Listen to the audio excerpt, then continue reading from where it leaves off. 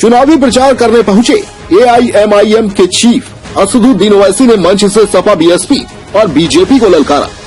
संभल सदर सीट के प्रत्याशी मुशीर खान का चुनावी प्रचार करने पहुंचे एआईएमआईएम के चीफ असदुद्दीन ओवैसी ने मंच से सपा बीएसपी और बीजेपी को ललकार लगाई। असदुद्दीन ओवैसी ने कहा कि मारने के लिए कोशिश की, मैं मरने से नहीं डरता। मुझ पर हमला इसलिए किया गया कि मैं आपके खिलाफ बोलता हूं। वहीं उन्होंने कहा कि अगर एक ओवैसी मर जाता तो लाखों बेटे को जन्म देने के लिए कहता हूं।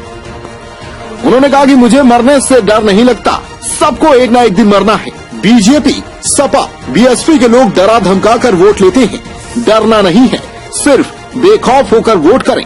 वहीं उन्होंने आगे बोला कि तुमको दुनिया में इज्जत दी गई, तुमने उसका कैसे इस्तेमाल किया। मैं बेईमान नहीं हूँ, मैं अपनी जुबान का सौदा नहीं किया। मैं राजनीति में हूँ तो तिजारत करने के लिए नहीं हूँ। मैं अगर राजनीति में हूँ तो दौलत कमाने के लिए नहीं हूँ। मैं राजनीति में हूँ तो गरीब और मजलूमों को न्याय दिलाने के लिए हूँ। मदारी हैं, इन सांपों का जहर निकालना जानते हैं। इनका फन, इनका जहर कैसे निकलता है मैं जानता हूँ। मैं मदारी हूँ, बस आप समझ जाओ। बुरखे और हिजाब पर कहा कि आपको क्या पहनते हैं, हम क्या पहनते हैं, मेरी बेटियां क्या पहनती हैं, मेरी बीबी क्या पहनती है। अगर हमारी बेटी बुरखा पहनती है तो क्या दिक्कत है। वहीं अपने ऊपर हुए हमले को लेकर असदुद्दीन ओवैसी ने कहा कि इनको नहीं पता था कि जिसको ऊपर वाला सलामत रखे उसका कोई कुछ नहीं बिगाड़ सकता। प्रथम टीवी न्यूज इंडिया के लिए जनपद संभल से शहजाद सैफी की रिपोर्ट। अल्लाह ताला, ये मेरी पर्सनल जिम्मेदारी होगी कि संभल की जनता से इंसाफ किया जाए और यहाँ पर विकास हो।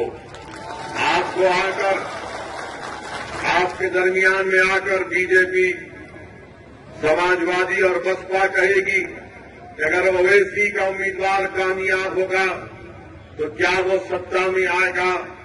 मैं उनको ये जवाब दे रहा हूं कि बताओ, आपने यहां से सपा के जो मौजूदा विधायक हैं आली जनाब नवाब साहब को कामयाब किया।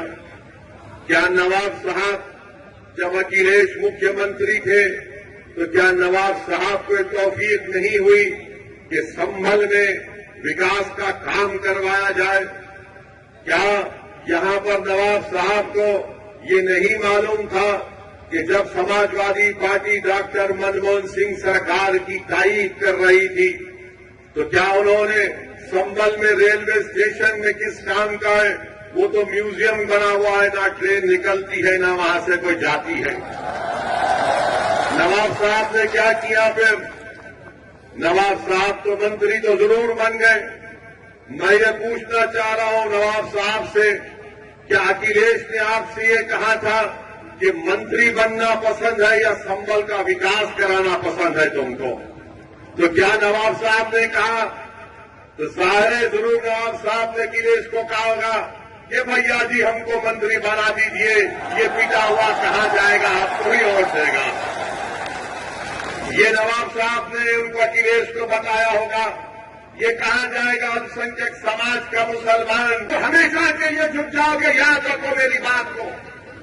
अगर आज तुम खड़े हो जाओगे थोड़ी देर के लिए, तुम सिर्फ थोड़ी देर के लिए खड़े हो जाओ, देखो ये जो लोग तुमको डरा रहे, जो समझ रहे हैं कि हमारे सरों पर जो काले बादल मंडरा रहे, याद रखो ये बादल छटेंगे इंशाअल्लाह ताला। ये सूरज चमकेगा जो हमारे मुस्तकबिल का सूरज होगा। मगर याद रखो, भीख मांगने से बादल नहीं हटेंगे, भीख मांगने से बादल नहीं हटेंगे। लड़ेंगे जमहूरी तरीके से तो हक दिया जाएगा। अगर तुम समझोगे कि गैरों की चौखट पर जाकर भीख मांगने से कुछ मिलेगा, कुछ नहीं मिलेगा। अगर तुम ये बताओगे ये मेरी ताकत है, इतना वोट मेरे पास है, मैं जीत सकता हूं और जिताऊंगा, तब जाकर दुनिया तुम्हारा हक देगी। मेरी इस बात को जहन नशीन कर लो कि रोने से, भीख मांगने से आपको लाभ नहीं मिलेगा। उस बच्ची ने आपको पैगाम दिया, उत्तर प्रदेश की जनता को पैगाम दिया, उस बच्ची ने पूरे मुल्क के कमजोरों को पैगाम दिया। अगर हुजूम तुम्हारे सामने आ जाए तो आने दो, तादाद बड़ी है तो आने दो, मगर अगर तुम्हारे दिलों में तवक्कल है, अगर तुम्हारे दिलों में दिमाग है तो हजारों का लश्कर आ जाए, अगर कोई एक खड़े होकर कहेगा अल्लाह अकबर, उस बच्ची ने होकर दिखाया, उस बच्ची ने होकर दिखाया है। मैं सलाम करता हूं उसके हौसले को, अल्लाह उसके हौसले को और बुलंद करे। अल्लाह सुब्हानहू व तआला उसी तरह हर बच्ची में जज्बा पैदा करे। अगर कोई हमारे किसी भी मजहब की या बिरादरी की बच्ची हो तो बच्ची ठहर जाए अपने आप के लिए।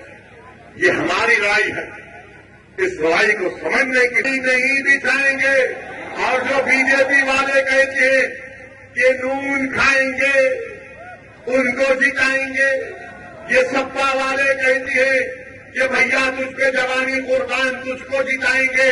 अब मजलिस ये कहती है कि ना नून खाएंगे, ना दरी बिछाएंगे और बटन को जिताएंगे इंशाअल्लाह ताला। मैं शुक्रगुजार हूं आपका कि 2017 में आपने करीब 60,000 के करीब वोट मजलिस के उम्मीदवार को दिए थे। क्या ये बात सच नहीं है संभल की जनता कि ओबीसी का सर्टिफिकेट जो जोजा बरादरी को मिलता था नवाब साहब ने उसको बंद नहीं करवाया? क्या ये बात सच नहीं है? आप सोचो इस पर। ओबीसी का सर्टिफिकेट जोजा बरादरी को मिलता था तो नवाब साहब को तकलीफ हो गई अंदर से, ये तरक्की कर रहा है तो मेरा क्या होगा?